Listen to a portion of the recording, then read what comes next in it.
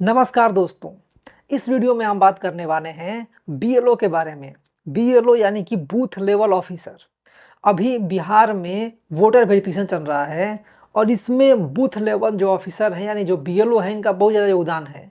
तो आखिर बीएलओ किसे कहते हैं, बीएलओ के मुख्य कार्य क्या होते हैं, बीएलओ की नियुक्ति कैसे होती है, और अगर आप या हम बीएलओ बनना चाहें तो कैसे बन सकते हैं। इसके साथ ही बीएलओ से जुड़ी हुई वो सभी महत्वपूर्ण बातें जो हम सभी को जाननी चाहिए, वो सभी इस वीडियो में हम जानेंगे। तो चलिए वीडियो को शुरू करते हैं। तो सबसे पहले बात करते हैं कि बीएलओ किसे कहते हैं। तो बीएलओ का फुल फॉर्म होता है बूथ लेवल ऑफिसर। हिंदी में इसे आप बूथ स्तर के अधिकारी कह सकते हैं। ठीक है, जो बीएलओ होते हैं वो भारत में चुनाव आयोग द्वारा नियुक्त एक स्थानीय स्तर के सरकारी कर्मचारी होते हैं, जिनका मुख्य कार्य होता है अपने जो पोलिंग बूथ है वहाँ पर चुनाव की प्रक्रियाओं को सही ढंग से करवाना। ठीक है, जो बीएलओ होते हैं इनका मुख्य कार्य होता है अपने जो उनका क्षेत्र है, जो उनका पोलिंग बूथ है, उसके अंतर्गत जितने भी मतदाता आते हैं उनका नाम मतदाता सूची में जोड़ना। ठीक है, जैसे मान लीजिए कोई व्यक्ति 18 साल से कम उम्र का है और वो 18 साल से अधिक उम्र का हो गया अगले चुनाव में, तो उसको जो लोग 18 साल से अधिक उम्र के हुए हैं उनका नाम जोड़ना। ठीक है, इसके बाद अगर किसी व्यक्ति की मृत्यु हो जाती है या फिर वो कहीं और चला जाता है, कहीं और का वोटर बन जाता है, तो उसका नाम हटाना। ठीक है, इसके अलावा अगर किसी के वोटर आईडी में कुछ गलती है, वोटर लिस्ट में उसका नाम गलत है, फोटो गलत है या कुछ गलत है, तो उसको सुधारना। यानी कि जो उस क्षेत्र के वोटर लिस्ट होते हैं उसमें नामों को जोड़ना, नामों को हटाना और उसमें सुधार करना, ये सबसे पहला मुख्य कार्य है। दूसरा मुख्य कार्य है कि वहाँ पर वोटर आईडी का वितरण करना।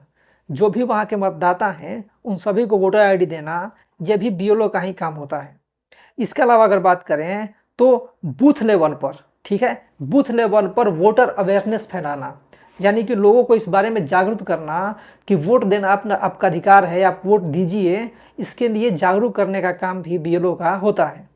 इसके अलावा अगर बात करें तो चुनाव के वक्त, उससे चुनाव से ठीक 1-2 दिन पहले या कुछ समय पहले कह सकते हैं कि सभी को मतदाता पर्ची बांटना। ठीक है, जो आपने देखा होगा कि जब चुनाव होता है तो प्रत्येक व्यक्तियों को एक पत्र दिया जाता है जिस पर कि उसका नाम, उसके क्रमांक, जो मतदाता क्रमांक है, ये सारी चीज़ें लिखी हुई होती हैं, जिससे कि उस पर्ची को लेकर के लोग जाते हैं वोट देने।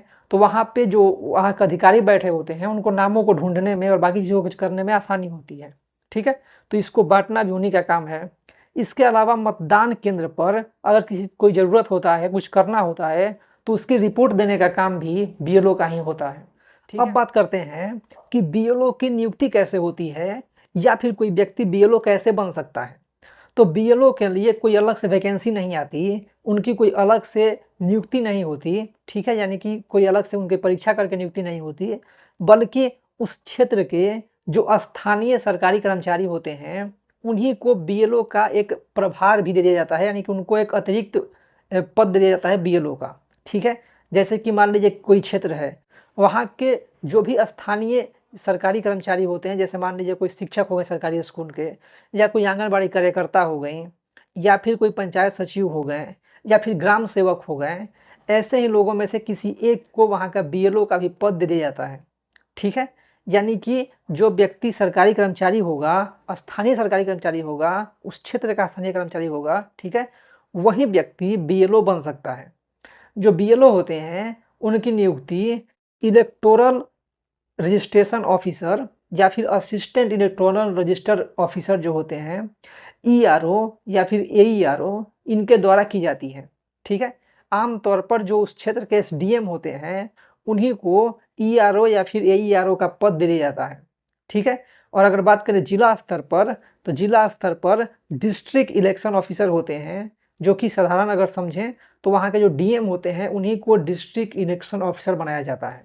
ठीक है, तो चुनाव आयोग जो होती है वो हर स्तर पे अपने कर्मचारी नहीं रखता, बल्कि जो पहले सरकारी कर्मचारी होते हैं उन्हीं को एक और पद दे दिया जाता है। ठीक है, और जब चुनाव होता है तो वो उस रूप में काम करते हैं। जैसा अगर बात करें तो अभी बिहार में चुनाव होने वाली है, तो जितने भी बीएलओ हैं उनको एक मतलब काम दिया गया है कि आप वोटर वेरिफिकेशन का फॉर्म लीजिए। ठीक है, जो कि एक नया शुरू हुआ है इस बार। तो वो लोग क्या है कि उनको जो अगर कोई सरकारी टीचर है या दूसरे चीज़ है तो उनको उस काम से मतलब सरकारी स्कूल का कोई टीचर है तो उनको उस काम से अभी के लिए मतलब एक तरह से कहें कि मुक्त कर दिया गया है कि आप जा कर के पहले अपना बीएलओ वाला काम करिए, ठीक है, उसको कंप्लीट करिए तब आप स्कूल में आइए या इस तरीके से। तो एक तरह से कहें कि जो व्यक्ति पहले सरकारी कर्मचारी होता है, ठीक है, अपने स्थानीय क्षेत्र का, उसी को बीएलओ का पद दिया जाता है। अब बात आती है कि अगर आप या हम बीएलओ बनना चाहें तो कैसे बन सकते हैं। तो इसके लिए कोई वैकेंसी नहीं आती, तो इसलिए ये आवश्यक है कि हम पहले से स्थानीय स्तर के सरकारी कर्मचारी हों, ठीक है, यानी कि मतलब अपने क्षेत्र के सरकारी कर्मचारी हों, ठीक है। इसके अलावा अगर जो वहाँ के ईआरओ हैं या एईआरओ हैं, वो जब इसकी नियुक्ति के लिए बात करेंगे या जब कहा जाएगा कि नए बीएलओ की आवश्यकता है, तो वैसी स्थिति में अगर हम अपना वहाँ पे जो भी प्रोसेस है उसमें भाग लेते हैं तो उसके तहत हमारी नियुक्ति बीएलओ के रूप में हो सकती है।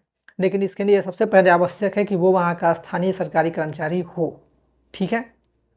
तो अगर हम सीधे शब्दों में समझें तो जो बीएलओ होते हैं वो भारत में चुनाव आयोग द्वारा नियुक्त एक स्थानीय स्तर के सरकारी कर्मचारी होते हैं जिनका मुख्य कार्य होता है कि अपने पोलिंग बूथ पर, अपने मतदान केंद्र पर जो भी चुनाव प्रक्रियाएं हैं उसको सही ढंग से करवाएं और अपने क्षेत्र में जितने भी मतदाता हैं उनके नाम को जोड़ना, उनके नाम को हटाना या उसमें सुधार करना, ये सारी चीज़ें करना उनका मुख्य कार्य होता है।